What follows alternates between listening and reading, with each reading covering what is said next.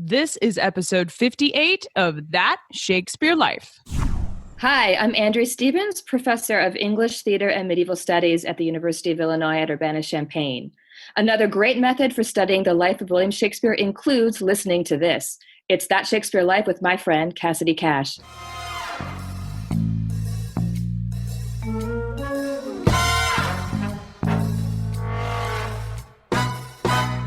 So we don't usually think of Romeo and Juliet as a play that is full of infectious disease, but it turns out that if you look at the text, it seems there that Shakespeare's at least exposed to an idea about how microorganisms work.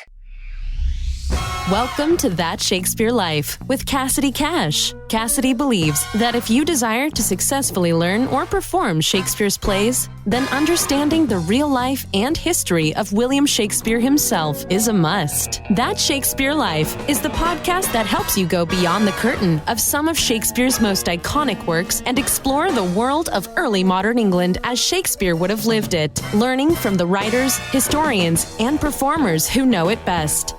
And now, here's Cassidy. With all of the major advances that have taken place since the scientific revolution, it can be easy to forget how impactful and indeed revolutionary the time period was for playwrights like William Shakespeare. The Bard was being influenced by high-level mathematics, science, physics, and a very Renaissance-minded way of thinking that spills off the page into his productions. Here to help us explore some of the places in Shakespeare's plays where we can see the Bard's education in germ theory, atomism, and even algebra is our very special guest, Miss Natalie Elliot. Natalie is a writer and college professor at St. John's College, where she teaches cross-disciplinary courses in classics, history of science, mathematics, literature, philosophy, and music. She writes about the many ways that scientific theories, experiments, and technologies shape what it means to be human. In addition to her appointment at St. John's, Natalie has held research and teaching positions at the Poynter Center for the Study of Ethics and American Institutions, Indiana University's Hutton Honors College, and Southern Methodist University. She lives in Santa Fe, New Mexico, and New York. She joins us today from her sabbatical in beautiful Montana, where she is working on her latest book. And she's here today to be our exclusive tour guide into some of the research she recently completed for her work, Shakespeare's Theater of the Universe. Inside that work, she examines the intersection of math, science, literature, art, and theater that makes William Shakespeare a true Renaissance man. Hello, Natalie. Welcome to the show. Thank you. Hi, Cassidy. I think in our world of computers and the internet, even podcasts, we tend to dismiss the significance of things like the scientific revolution. You mentioned in your project that it was well underway during Shakespeare's lifetime, but explain for us what that means was going on practically for William Shakespeare that was new and revolutionary. I think that the thing that comes to mind when I think about the scientific revolution in Shakespeare is just that in general, it creates a world that means that he's kind of living with a lot of cosmological uncertainty. So the paradigm of the scientific revolution is obviously the Copernican revolution. And for Shakespeare, that means that he's living in a cosmos where it's not clear if the sun is going around the earth or the earth is going around the sun. And there's no really straightforward way to verify one of those over the other. So there's just this kind of cosmological instability and uncertainty. But that, I think, appears in a lot of other kinds of fields as well. So in anatomy, for example, Vesalius is starting to dissect bodies. And so in Hamlet, Hamlet is asking about the afterlife, and he's asking both about, what happens to bodies when they start to decay and what happens to them when they die spiritually. So there are these two kinds of ways of thinking about the afterlife that are new, and neither one of them is really verified or established anymore or set in stone. So I think that that's a kind of example of flux that resembles the Copernican paradigm. But I think that's true in mathematics. The zero starts to appear in English primers in Shakespeare's time. Robert Record is writing about Arabic numerals and introducing these new kinds of numbers. So these generate different ways of thinking about the world that kind of shatter other ways of thinking about numbers. And, this goes through a lot of areas where we start to think about invisible things. So germs aren't really something we can observe with the naked eye or with any technological device yet, but people are starting to think about them and starting to develop new theories and look for senses that we can use to detect new kinds of invisible things that we didn't really think were real. The same thing with atoms. So there's this whole kind of universe of theories that destabilize the consensus about how the world works. And I think Shakespeare is living in the middle of that. Natalie mentioned several pretty intense scientific topics in her project, coming from high-level math and science, including things like astronomy, math, physics, and even number theory. The list is impressive, but Natalie, I want to address 4 of them specifically today and take them one at a time, if I may. Sure, that sounds great. Firstly, I want to look at germ theory. I would like for you to explain what that is for those of us who live in a literary drama world and may not have ever explored germ theory. Explain to us first what it is, and then what was it about Shakespeare's works that made you believe he would know about and understand that kind of concept?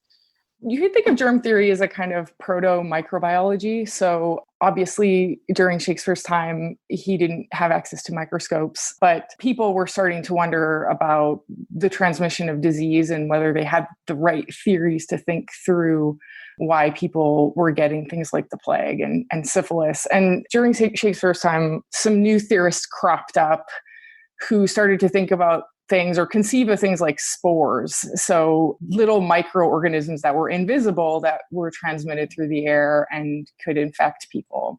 So why do I think Shakespeare is thinking about this stuff? I think most of the evidence that I've focused on comes up in Romeo and Juliet. So we don't usually think of Romeo and Juliet as a play that is full of infectious disease, but it turns out that if you look at the text, there's a lot of mentions of infectious disease and venereal disease and some allusions that look like he's thinking about microbiology. So the big obvious one is in Mercutio's Queen Mab speech. Mercutio describes Queen Mab on this chariot that has wheels with spindly legs, and it looks kind of like a spore. It's drawn by a team of little atomi. So it seems there that Shakespeare's at least exposed to an idea about how microorganisms work that is one of the sort of early theories of how disease spreads that's emerging in Renaissance Italy. And so I think if you start to look at the language in Romeo and Juliet, you can see him kind of playing with that and thinking about that. And surprisingly, this romantic play has a lot more about venereal disease than we might remember from our own experience. Yeah, that's not the first thing we think of. Romeo and Juliet, an example in germ theory. Yeah, totally. Well, now, what about atomism? Because we think of John Dalton in the 1800s as being the father of the atomic model, but he was basing his theories on, I think it's Democritus. I don't actually know how to say. Thank you. His theories, which were much, much earlier. So is the implication from that reference specifically to atomi that you mentioned in Mercutio's speech, would Shakespeare have learned about that from reading Greek and Roman literature? Yeah, so it's kind of a tricky question. We don't have, Shakespeare's library or anything like that, so we can't verify for sure where he was getting his information about atomism, but it looks like he's been exposed pretty extensively to Lucretius's thinking, and that could come through someone like Montaigne or through some of the people who are kind of resurrecting classical texts in the Renaissance. Montaigne knew Lucretius really well, and we know that Shakespeare was immersed in Montaigne. There are lines in The Tempest in the speech from the cannibals. So Montaigne has the essay, The Cannibals, and there are lines that are lifted right out of the cannibals. So Shakespeare makes some interesting tweaks to those lines. The stuff that I've spent the most time on is in King Lear, and atomism is kind of part of a whole universe of ideas that Shakespeare takes up in Lear. And the most prominent idea from Lucretius's version of atomism that comes up in Lear is in the early scenes when, Lear says, "Nothing will come of nothing." So that's kind of the iconic idea from Lucretius. I love this idea because, see, I didn't realize that nothing of nothing was from King Lear. So, I mean, that he was getting that from a famous, I thought that was something poetic, that Shakespeare was just saying something beautiful there, like nihilism or something. The doctrine of atomism that we get from Lucretius, and that is, fairly standard in that era, is that nature is made up of atoms and void is what makes it possible for atoms to move. that stands in contrast to a world in which creation can come out of nothing. So creation ex nihilo is the Christian doctrine, the biblical doctrine. And so Lucretius gives us this idea that the world is already kind of materially given to us, and it only just changes its form. It's not totally clear to me how self-aware of the Lucretius, how self-aware of Lucretius Lear himself is, but I think Shakespeare gives Lear all of these lines that indicate that that's the kind of thinking that he's doing. And so his kingdom is sort of already given to him. He can divide it up. He can give it to all of his daughters. He can, and they sort of think about things in terms of divisibility. So the universe of Lucretian atomism comes with a lot of questions about what kinds of things are divisible and what kinds of things are continuous. So, is love divisible? That's a question that kind of Shakespeare maps on to questions about atomism. Atoms are discrete material units, the smallest particles. That's different from matter being a kind of continuous blob, a continuous sort of thing that underlies all of the stuff in the world. If it's made up of little things that we can't see, then it can be broken up, and we start to ask questions about what other kinds of things can be broken up. So in Lear, the language of atomism comes in the form of thinking about division often. It also comes in the form of questions about what is observable. So there's a scholar named Mary Crane who I think is doing a really great work on this stuff, and she points out that Lear has a lot of references to the sense of smell, because people, if we're going to think atoms are a real thing and we can't see them, we might want to look at our other senses and see how we can detect them. And smell is a way that we often observe things that we can't see. Shakespeare seems to really be, the poster child here for STEAM or interdisciplinary education. And certainly the idea of the Renaissance idea of this overlap between philosophy and science and art, that it's not divided up and compartmentalized the way we think of it today. Shakespeare's kind of showing us that this all goes together, which leads pretty neatly over into his references to Pythagoras, because I think we remember Pythagoras as the man who gave us Pythagorean theorem and how to work out right triangles. But for someone like Shakespeare, Pythagoras was the father of a massive thought system that was based on philosophy and science. And Natalie, I wonder if you could explain for us about Pythagoras' philosophy and how it is kind of how Lear was applying Lucretian atomism. Pythagoras' philosophy also shows up in Shakespeare's plays. Is that right? Yeah, that's true. Pythagoras is 6th century and very early 5th century mathematician and philosopher. I think if you wanted to just really boil down his thinking, you could say that he was interested in the idea that music and mathematics really underlie the cosmos. They're sort of the foundational structure of the cosmos. And so he had a cult of followers who was very secretive, and they were dedicated to discovering the secrets of mathematics and music and how they underlie the cosmos. He doesn't have any writings, but he's influential in a lot of the Greek philosophers, and we learn about him through people like Plato and Aristotle. So yeah, Pythagoras does make a reappearance in the Renaissance in the background of geometric education and musical education, and he appears explicitly in The Merchant of Venice. He appears twice implicitly and then once explicitly in The Merchant of Venice. So he's kind of associated with Portia's Belmont. Portia is immersed in mathematics and in the new Venetian mathematics that come in Venetian commerce, which we can talk about, I think, later on. But which we should point out, modern algebra that we learn today in high school, that's Euclidean geometry, and what you're doing in high school is that. So Pythagoras' yes, the Pythagorean theorem, a squared plus b squared equals c squared, is originally, the Pythagorean theorem. Yes. Yeah. So those little twos, those are the squares on the sides of the triangle. They're really squares. You can do the proof geometrically. It's pretty awesome. So does that mean algebra is in Shakespeare's plays? Yeah, I think it is in Shakespeare's plays. I think in The Merchant, in that reference in particular, I think is referring a little bit more to the sort of musical geometrical universe, because, that's the way it's associated in The Merchant. But yeah, algebra, I think more generally comes into The Merchant through the commercial economy and the mathematics that go with that Shakespeare is alluding to. And that has that has a longer history. So that is part of the universe of double entry bookkeeping and the emergence of Arabic numerals. So I did a quick search on Pythagoras, and I'm using open source Shakespeare to search where words show up. Pythagoras shows up.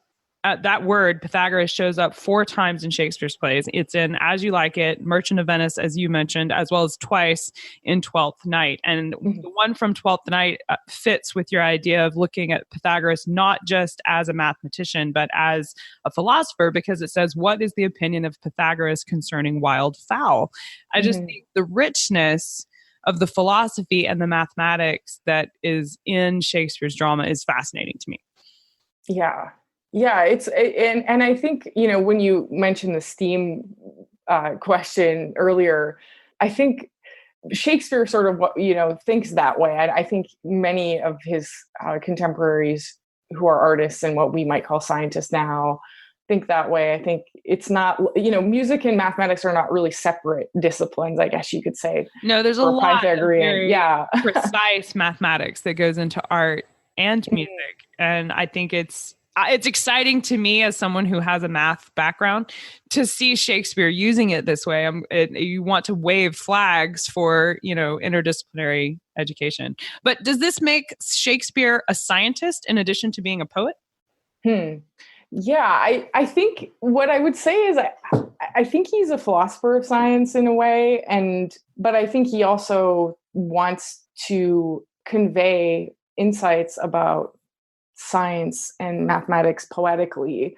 Again, it's these are not sort of separate domains. I don't think that's that weird for him. So Lucretius obviously writes a poem that conveys this philosophical physical account of the atomic structure of the world. Fracastoro, the scientist who really gives us germ theory the first time, his accounts of germ theory are delivered in poems. One of them has a hero named Syphilo, and we get the word syphilis from this hero. So, the venereal disease theory comes in the form of an epic poem, which is kind of bizarre to us. But I think for some reason, the minds of people like Shakespeare don't separate all of these worlds, because somehow they're more kind of powerfully conveyed when they're not separated. And I think that's true, of Pythagorean geometry. We separate mathematics from music, from philosophy, but all of these things are deeply interconnected for those kinds of thinkers. And even when they're brought back into the Renaissance, they come as a whole piece of thought. They're not these kind of discrete fields that we have now. So yes, STEAM education for sure. Well, speaking of all of these numbers and number theory, does Shakespeare ever use iambic pentameter and even the instances of irregular rhythms that he'll put in his lines sometimes to make an artistic statement using number theory? Yeah, so I was thinking about this question, and I think it's a really great question, because I can't imagine that he didn't think this way about, I can't imagine he didn't think about the meter. He seems hyper aware of everything else. I would expect to be able to look at the meter and rhyme and find something. I was hoping your research had uncovered something.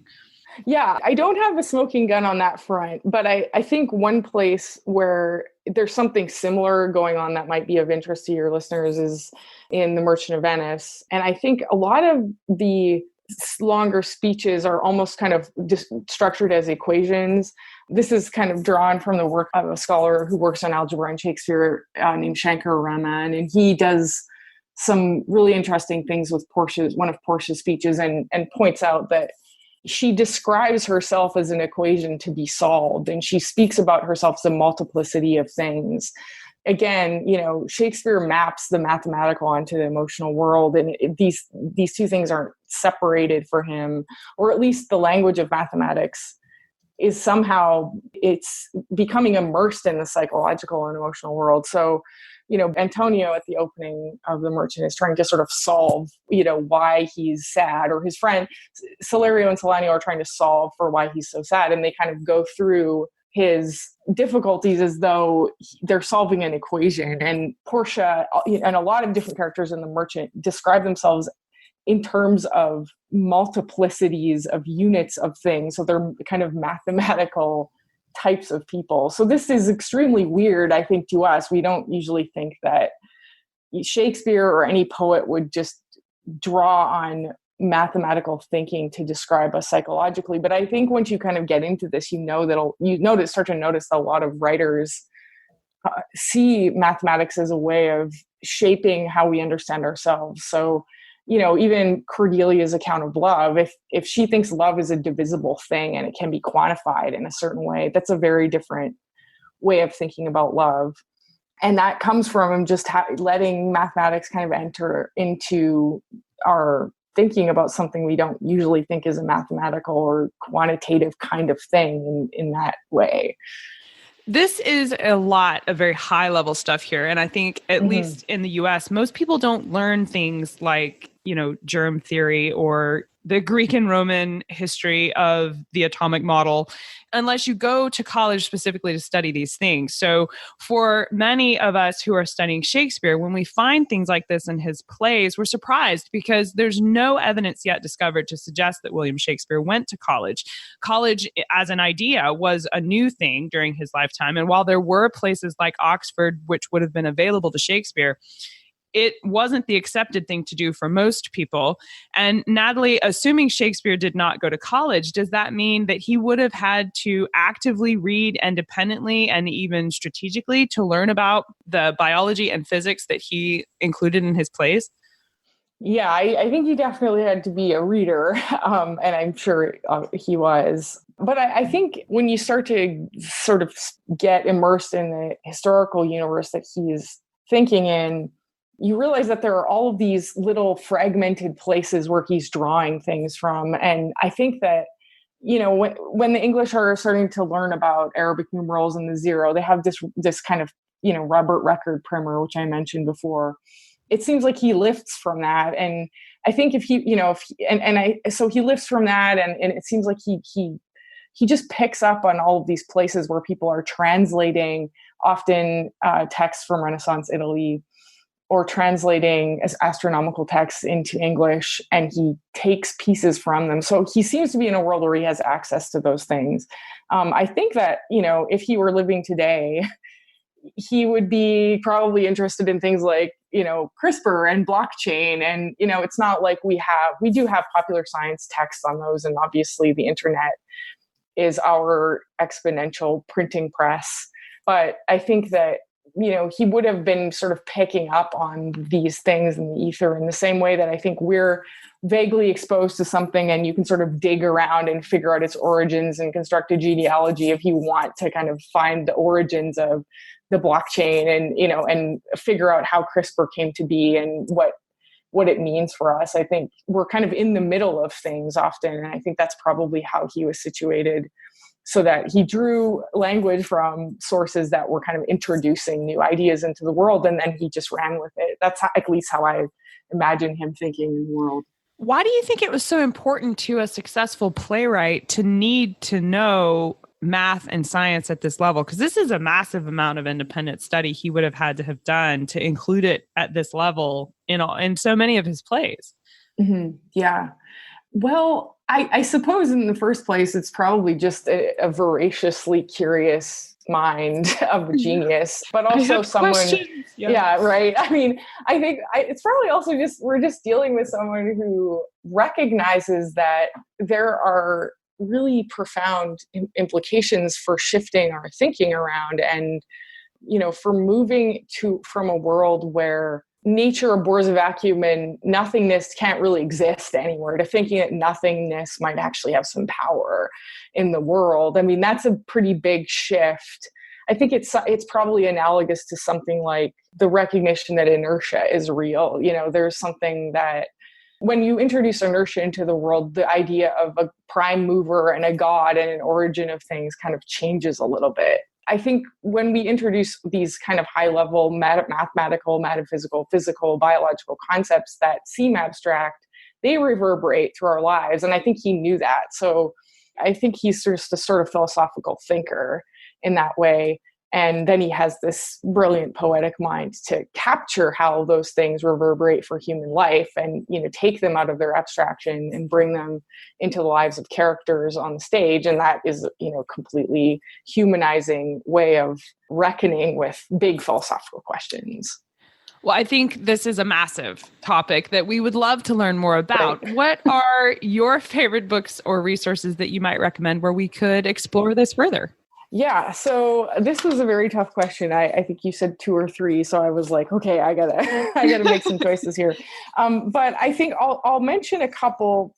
I read a lot of the scholarship, as you can probably tell from how I'm speaking, and that stuff can get really dense, but I think some of it's worth mentioning if people really want to dive in. But I'll say, first of all, I think if you want to kind of just get into the region of Shakespeare and science, Dan Fox, Shakespeare Science is a great starting place. I think you interviewed him in one of your earlier episodes, and that's a really lovely interview too. So, that's a good place to start if you want to see what might be there. Another woman who I think is doing really great work, but this is a very scholarly book, is Mary Crane, and she has a book called Losing Touch with Nature.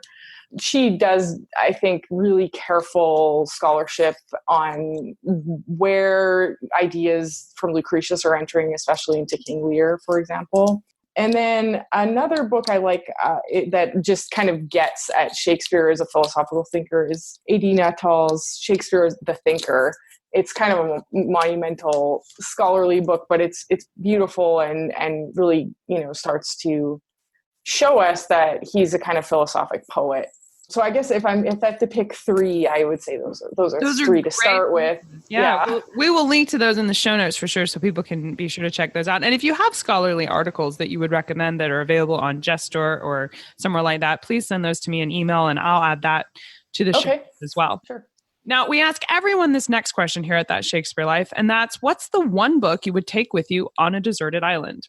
My friends in England tell me I am supposed to allow you the complete works of Shakespeare and a copy of the Bible, so your choice is in addition to those. Okay, yeah, I'm glad you do that, because that would make it, that would be probably most of the people on this podcast would tell you that they wanted the complete work. So yes, for sure, that would be my number one. But yeah, I think I'm a really big fan of Melville, who also was a huge fan of Shakespeare. And I would if I could bring the complete works, I would. But if I couldn't, I would bring Moby Dick. I think, good Melville, choice. Yeah, he knew his Shakespeare and he studied Shakespeare, especially for his novellas. So I think he's kind of a Shakespearean novelist, you could say, in the same way he's, brilliant poet in the broad sense and the philosophic literary artist in all the ways I've been describing. So he would be my guy. Fascinating choice. You would have a very happy deserted island with that selection. Yes, I think so. Well, what's next for you? What are you working on now that you're excited about? So let's see. I'm actually on leave from my academic life right now, working on a novel, which is a little strange, but yeah, it's a near future novel about an ecologist who's trying to come up with kind of radical new schemes for reorganizing the biological world, and she's a little crazy, and she's pitted against a group of interplanetary obsessed Mars-loving scientists who, aren't as interested in biology. So it's a comic book, and that's what I'm going to be doing this year. But the Shakespeare stuff I'm also doing is happening sort of in the background, and right now I'm starting to dig back into the early modern economics and the mathematics that go with that. So I hope to add another essay to my repertoire before I get rolling back on a book project on Shakespeare. But yeah, those are the 2 things I'll be working on. Well, excellent, Natalie. Let us know when those become available. We hope to keep up with you. And I appreciate you being here and diving with us into the world of physics and philosophy, Pythagoras and Shakespeare. This has been delightful. Thank you so much. Thank you. Find even more history of Shakespeare and the scientific revolution, Pythagoras, details on where to find those quotes from the plays, King Lear, Lucretius, the atomic model, and more, all packed inside the show notes for today at cassidycash.com/episode 58. That's cassidycash.com/EP58. Before you go, I want to be sure and tell you about our newest membership platform. This launches June 1st, and it is That Shakespeare Life membership community. You can sign up to support the podcast, That Shakespeare Life, and not only does that get your name listed in the producer credits on our companion YouTube episodes each week, but you also unlock access to history bonuses that let you go beyond the episode to explore these topics further with fellow Shakespeareans, authors, professors, film directors, and more. Each month, we launch a new mini course on Shakespeare's history, including authentic Tudor recipes you can cook at home, Elizabethan and Jacobean card and board games from Shakespeare's plays that you can now play yourself with printable guides and video tutorials that show you how to do this at home. And all of this is just a small taste of what's inside there. To dive into the 16th century with us and explore the life of William Shakespeare the hands-on way, you can learn more and sign up at cassidycash.com/member. That's cassidycash.com/member. That's it for this week on That Shakespeare Life. I'm Cassidy Cash, that Shakespeare girl. I hope you learned something new about the Bard. Thank you for listening. I'll see you next week. Thank you for listening to That Shakespeare Life. As always, the best conversations happen after the episode over at CassidyCash.com. Become a part of a vibrant Shakespeare conversation by adding your voice over at the website. Until next time, remember, when you want to know William Shakespeare, you have to go behind the curtain and into That Shakespeare Life.